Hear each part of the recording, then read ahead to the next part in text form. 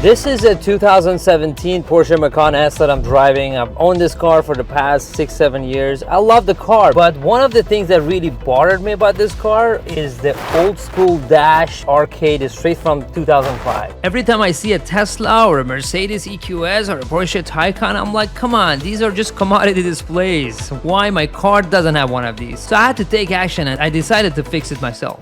What if I told you that my 2017 Macan now has a dashboard and a display that not even the latest 2024 has? A fully digital, dual screen, Android powered setup that makes the car feel futuristic, EV and brand new. Look at it, beautiful. Here is how I made it happen. So it all started with an impulsive decision to upgrade this super arcade display. I went to internet, found a vendor from China, random, had no clue who they were. I spent $1,300 and I took a leap of faith, maybe a little bit of, more than a little leap of faith. So I was so excited to make it happen and the screen showed up.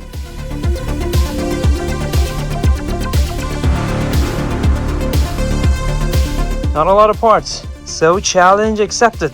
But guess what? There was no instructions. I had to figure things out all by myself. So my engineering skills came handy.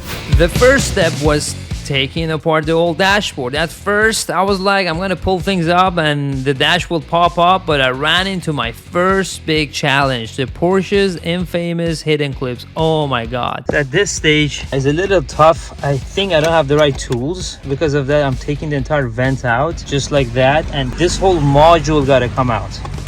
So I'm gonna try to kind of pull it out. Okay, finally got it. There are 3 really inserts here. 4, 1, 2, 3, 4. You gotta get into it.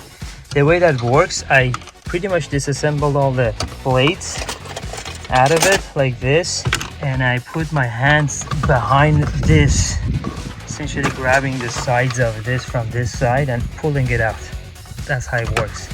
It's a 2-person job. Don't try it to do it by yourself. So after destroying my first vent, my dad's creative mindset came to my rescue and we created this tool. Yeah, you see this little weird bent screw. Look at it. It grabs it and pull it out.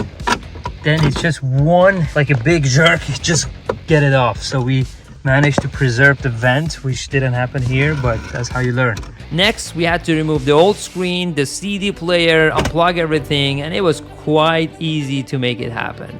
I thought I was gonna cruise after that, but that wasn't the end of it. This is what happened next. The second challenge was the wiring. It wasn't an issue. There was just so many wires and cables around that I had no clue where to put. It took hours and hours of trial and error to figure out what's what. I had to message the vendor and they ended up being super supportive and helped me, and finally I made it happen. Here is come the moment of truth. Does it turn on?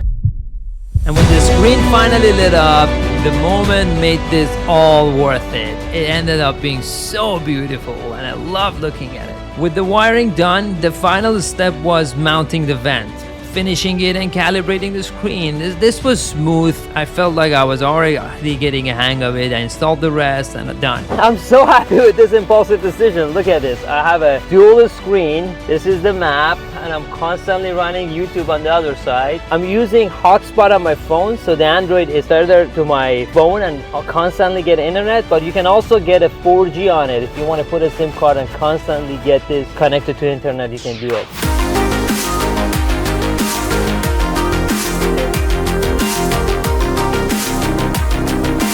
In the end, what started as a frustrating 10-hour weekend project turned into the most satisfying upgrades that I've done myself. The Macan now feels like a completely different car, a car that I genuinely look forward to driving it every day. And the best part, not even the $70,000 2024 Porsche models have this feature and one-of-a-kind display. I'm so proud of it. While the dashboard upgrade is a massive improvement, did you notice anything is wrong here? Look at this vent kind of sticking out, right?